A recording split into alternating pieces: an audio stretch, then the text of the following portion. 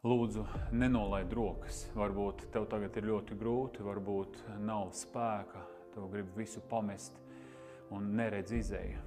Es zinu to, ka ir izēja, un tā ir lūkšana, kad tu vērsies pie tā, kurš mīl tevi, tā kā neviens šajā pasaulē, kurš ir ieinteresēts tavā uzvarā, un viņš pats ir izgājis šo ceļu un ir uzvarējis visu, un tas ir Jēzus Kristus, tāpēc es tev ieteiktu, lai tu ej pie viņa.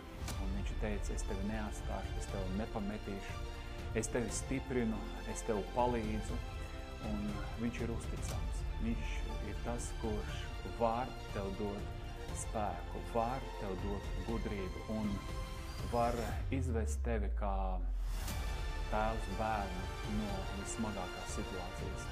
Es gribu par tevi palūgt. Lūdzu, Dievs, palīdzi šim cilvēkam, lai viņa dzīve var mainīties uz labo pusi. Dievs atbrīvo no tā smaguma, kas guļ uz viņas sirds.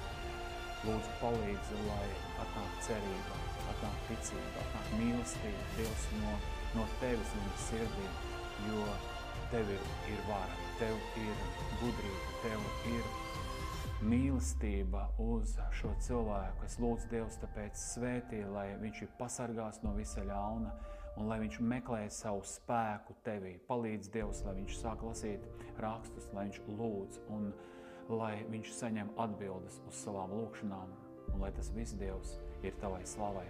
Es to lūdzu Jēzus Kristus vārdā. Āmen.